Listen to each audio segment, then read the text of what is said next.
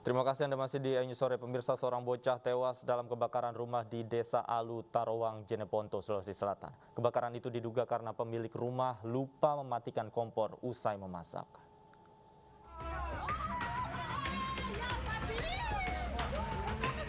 Sebuah rumah panggung di Desa Alu, Tarawang, Jeneponto, Sulawesi Selatan terbakar pada Rabu malam. Warga sekitar langsung berjibaku untuk memadamkan api dengan alat seadanya. Namun, besarnya api membuat warga kesulitan. Dalam kebakaran ini, seorang bocah berusia 8 tahun yang tengah tertidur tewas terbakar. Sementara dua bocah lain yang berumur 12 dan 4 tahun berhasil diselamatkan. Menurut warga, kebakaran terjadi karena pemilik rumah lupa mematikan kompor usai memasak. Api berhasil dipadamkan sekitar 45 menit setelah 4 mobil pemadam kebakaran diterjunkan ke lokasi. Dari Jeneponto, Sulawesi Selatan, Sulaimanai, iNews melaporkan. Tewasnya seorang mahasiswa UNS Solo masih menyisakan misteri. Polisi memeriksa 21 saksi termasuk dosen untuk menguak misteri kematian.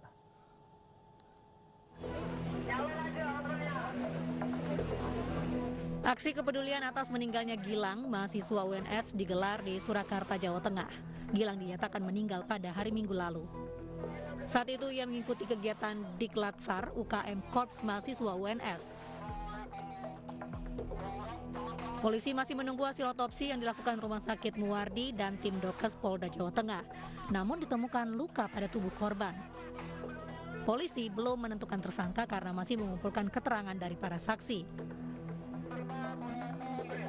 Hari Senin tanggal 25 Oktober 2021 pukul 09.00 kita lakukan gelar perkara untuk menentukan langkah penyelidikan meningkat statusnya menjadi penyidikan.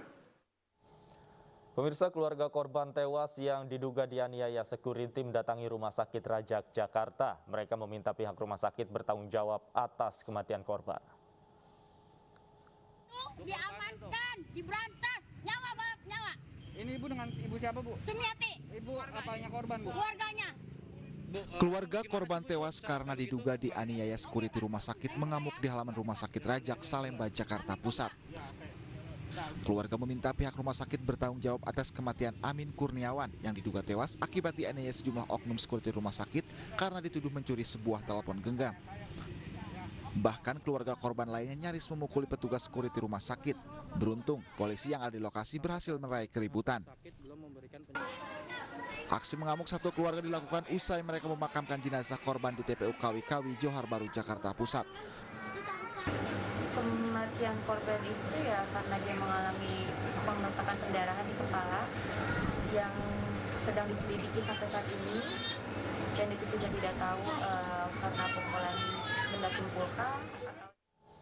Selengkapnya terkait Satpam diduga aniaya warga sudah bergabung bersama kami Kasat Reskrim Polres Jakarta Pusat Kompol Wisnu Wardana. Selamat sore Pak Wisnu.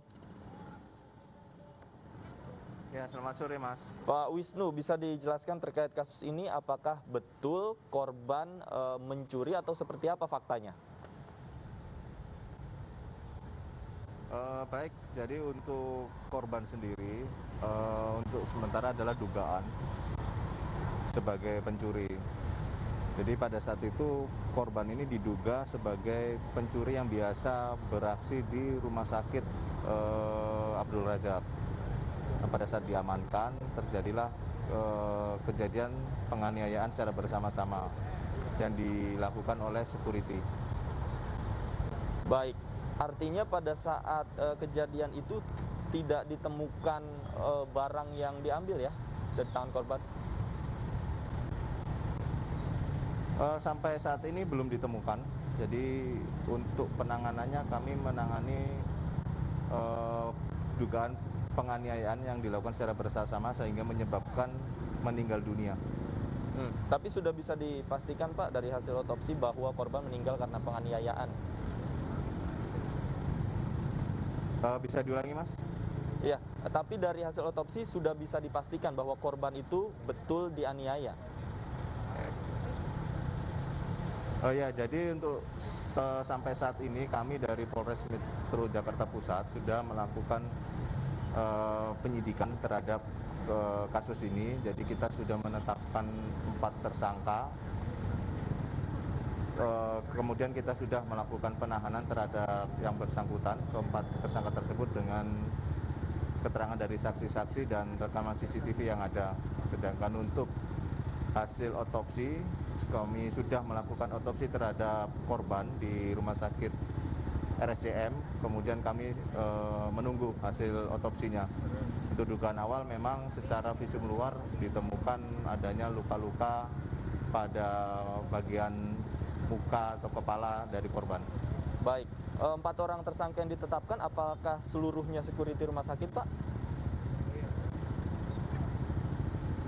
Ya, jadi teridentifikasi dari keterangan dari mereka yang sudah kita lakukan pemeriksaan. Memang mereka keempat yang kita jadikan tersangka ini adalah bekerja sebagai security di Rumah Sakit Abdul Razak.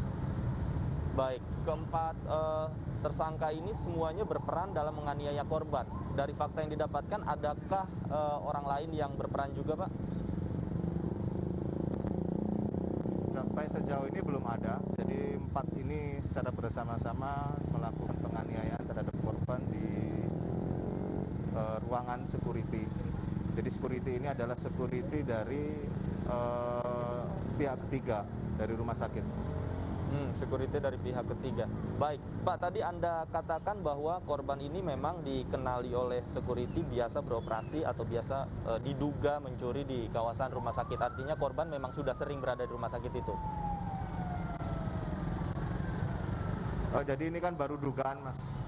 Kita juga sampai sekarang belum menerima laporan. Jadi ini sementara dugaan. Jadi ini adalah cerita atau informasi yang disampaikan di lapangan. Ini baru dugaan. Oke, baik. Kita tunggu terus proses penyelidikannya nanti seperti apa. Terima kasih Kompol Wisnuwardana sudah berbagi informasi bersama kami di iNews Sore. Selamat sore.